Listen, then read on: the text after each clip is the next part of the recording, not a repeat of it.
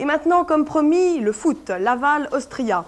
L'équipe de Laval est passée à côté de l'exploit, mais elle n'a pas à rougir de son score final. Le match était superbe et les 3 buts de la première mi-temps inoubliables. Alors tout de suite, je vous propose de revoir les séquences significatives de l'émission spéciale passée il y a un peu plus d'une heure sur FR3. Si près de l'exploit.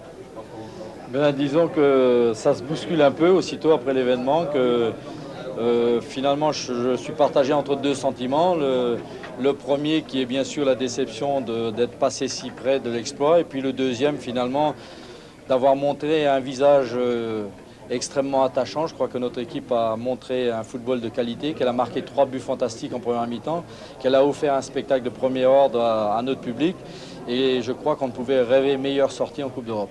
Vous aviez reçu des consignes pendant le repos?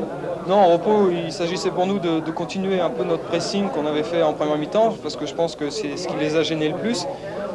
Les empêcher de jouer, voilà. Et puis bon, c'est ce but qui nous a vraiment stoppé. Et de plus, ils ont marqué un autre tout de suite après, pratiquement, et ça nous a cassé le moral.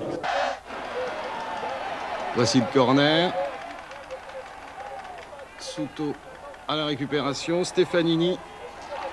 Et de la tête, Séné. On revoit le premier but que marque Laval.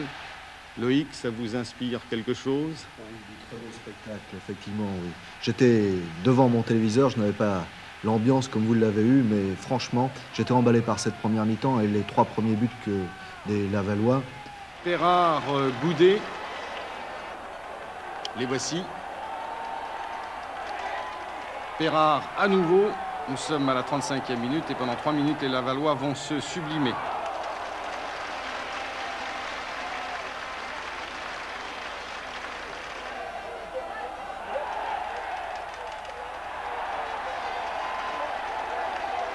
Souto à la manœuvre, Séné, Thordarson, Perrard. Et le deuxième but de mi-temps. Celui-là, une reprise de volée fantastique.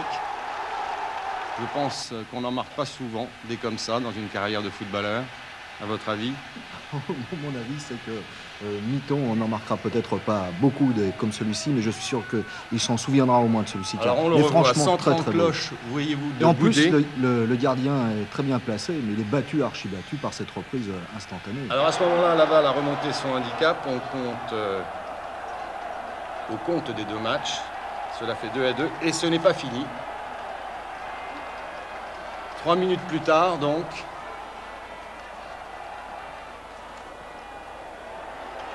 Stefanini qui reprend une balle au rebond. Là aussi, on imagine bien la joie du staff lavallois, Michel Le Milinaire.